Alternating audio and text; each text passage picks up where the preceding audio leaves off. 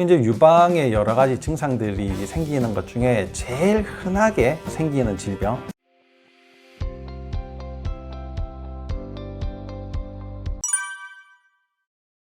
네, 안녕하십니까. 마음 편한 유해과 김준영입니다. 네, 저는 외과 의사고요. 유방 갑상선을 전공하고 있는 전문의입니다. 제가 유방 갑상선을 전공하기 전에는 간담체, 그러니까 간장, 췌장, 담도를 수술하던 외과 의사였었는데요. 이 외과 의사의 생활이 너무 고달프거든요. 의사로서의 보람이 별로 없는 그런 직종 중에 하나입니다. 겉으로 볼 때는 굉장히 화려하고 굉장히 멋있는 의사예요. 이 낭만 닥터 김사부 보셨잖아요. 거기에서도 그분이 간담체 외과 의사이신데 이 외과 의사 중에서 가장 큰 수술을 하고, 물론 뭐 심장이나 뇌 수술도 있지만 우리가 생명을 유지하기 위해서 하는 수술 중에 아주 큰 수술에 해당이 됩니다. 그런 수술을 하는 멋진 의사인데 생존 기간이 수술하고 나서 얼마 되지 않아요. 췌장암이라는 것이 진단을 받고 보통 1년을 넘기면 좀 잘했다, 뭐 이런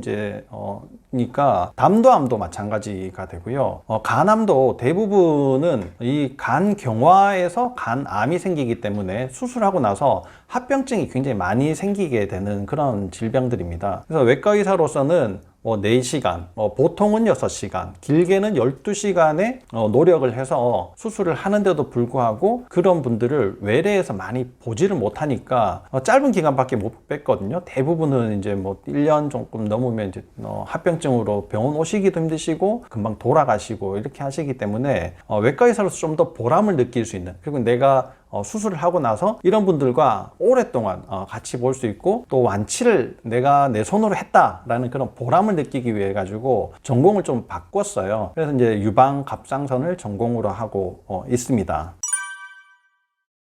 유방암은 여성암 중에 1등이에요. 몇 년간, 지금 10수년간 계속 1등인데요. 한때는 갑상선암이 유방암을 앞지른 적이 있었거든요. 너무 검사를 많이 하다 보니까 갑상선암이 많이 생긴 것처럼 보이고, 많이 생기다 보니까 또 수술이 너무 많이 늘어나서 요즘은 이제 작은 갑상선암은 수술하지 않고 좀 지켜봐도 된다라고 하는 그런 분위기 속에서 다시 유방암이 1등이 됐거든요. 전 세계의 통계를 봐도 유방암은 항상 여성암 1등입니다. 그럼 여성암으로서 1등이 전체 암에서 어느 정도냐? 보통 한 2위 내지 3위 정도가 되거든요. 그러니까 유방암은 굉장히 많은 사람들이 걸리는 질병 중에 이제 하나입니다. 또 특히나 유방이라는 특징이 있지 않습니까? 이 여성한테는 유방이라는 것이 굉장히 중요하죠. 물론 뭐 자궁과 난소도 여성의 특징적인 기관이긴 하지만 겉으로 보이는 이 유방이 여성한테는 심리적으로도 굉장히 이제 중요한 부위들인데 이렇게 질병에 많이 이제 노출이 되고 질병이 걸려서 고생하시는 분들이 너무 많다는 겁니다. 그렇지만 다행인 부분은 유방암을 목표로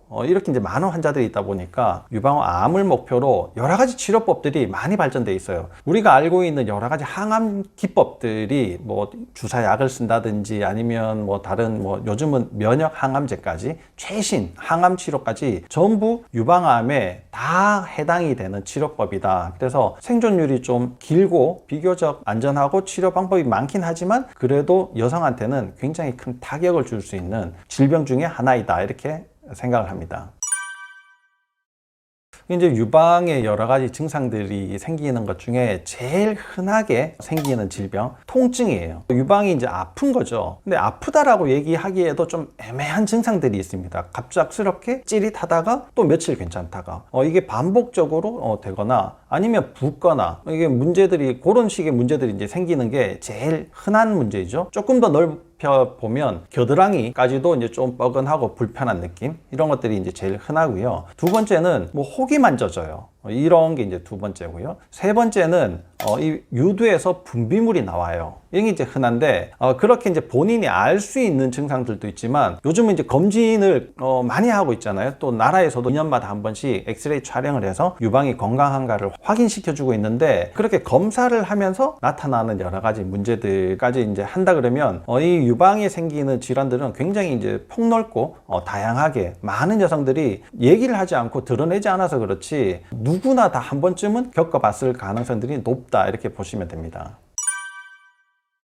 이제 어떤 증상이 나타난다 그래가지고 이게 뭐 늦었다 빠르다 이렇게 얘기하기가 조금 애매한데요. 혹이 만져져도 작은 혹이 만져질 수가 있고 뭐 큰 혹이 만져질 수가 있겠죠. 분비물이 나오는 것도 암 때문에도 나올 수가 있고 내가 유두를 잘못 자극해가지고 그냥 상처 때문에 또 피가 날 수도 있고, 이러니까 증상 하나로 문제가 심각하다 아니다 이렇게 나누기는 조금 애매한 경우들이 있습니다.